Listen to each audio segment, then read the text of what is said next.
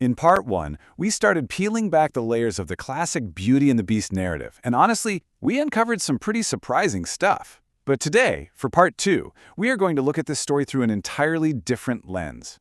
Our main goal right now is to completely shatter the traditional fairy tale perception of magical gifts. I mean, usually we think of enchanted objects as these wonderful, empowering tools granted to our heroes to help them save the day. But what if they aren't? Okay, let's dive into this. What if the magical gifts in fairy tales are actually psychological traps? It completely changes how you view a bedtime story, doesn't it? We are going to put this to the test by examining the two most famous magical objects given to Beauty, the enchanted mirror and the magical ring. So here is our roadmap for today. First, we'll look at the mirror of self-reflection. Then we'll shift gears to the ring of obligation. And finally, we'll wrap up with escaping the illusions. All right, jumping right into part one, the mirror of self-reflection. Now, when Beauty enters the Beast's castle, she isn't just walking into some grand physical building. From a depth psychology perspective, she is essentially stepping into a physical manifestation of the unconscious mind. There's this fascinating Jungian psychoanalytic study of the tale by Krishna Priya Kanakasari Satisan that argues Beauty and the Beast isn't merely a romantic fable. It's actually a mythic blueprint for psychological integration and personal development. The whole narrative maps out the process of individuation, which is just the psychological journey of becoming a whole, integrated person. And the castle? That's the rugged landscape where all this intense internal work actually happens. So, in this Jungian framework, the mirror isn't just, a shiny piece of glass to check your hair. It functions as a powerful psychological tool for self-reflection. It allows Beauty to confront her internal states, her fears, and her hidden desires. When she looks into the mirror, or the magic windows as they're described in Gabrielle Suzanne de Villeneuve's original 1740 novella, she is actively navigating her character arc. It's a coping mechanism, really, for her to process her separation from her family and figure out those growing, confusing feelings she has for the Beast. But here's the catch. The mirror definitely has a dark side. It presents a stark contrast between fabricated experiences and actual reality. In Verlaine's text, the magic windows allow Beauty to view the absolute greatest cultural attractions of 18th century Paris, like the opera or the Saint-Germain Fair. It's essentially a magical television. But, as the text notes, there appears to be a fixed selection of these shows. So as powerful as the mirror is, it's only offering a curated, fabricated illusion of connection to the outside world. And it's perfectly designed to keep her entertained and complacent right there inside the castle walls. It is an artificial substitute for actual, lived reality. Now, what's really interesting about this is how Beauty eventually reacts. She becomes completely discontent with the mirror. She grows tired of feeling like a prisoner just watching a screen all day.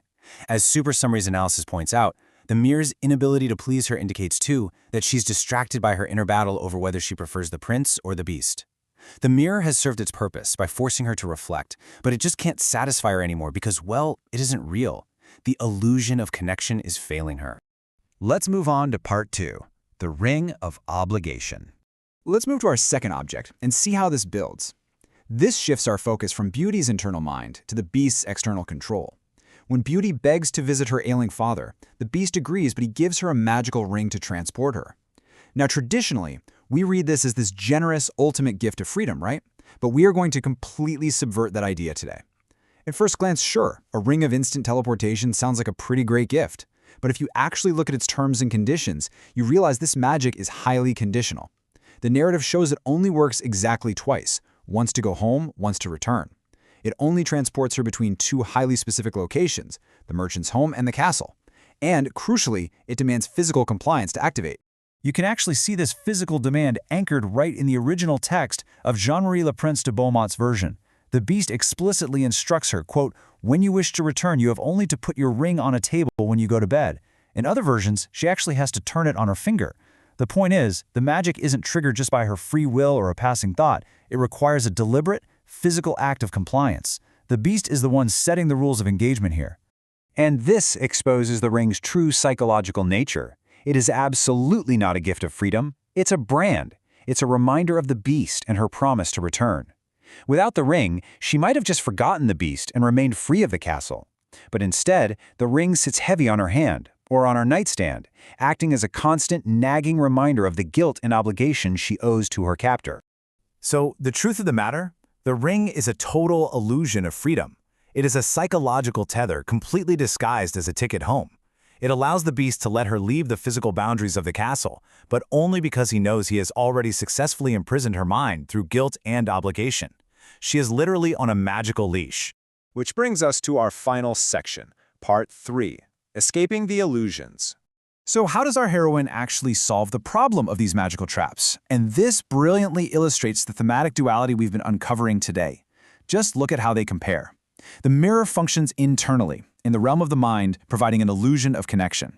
Meanwhile, the ring functions externally, placed upon the body, providing an illusion of freedom. But make no mistake, both objects are mechanisms of control. One keeping her distracted inside the castle, the other ensuring she never truly leaves it even when she goes home. But here is the absolutely crucial breakthrough for Beauty's character arc. Fabricated experiences just cannot compare to reality.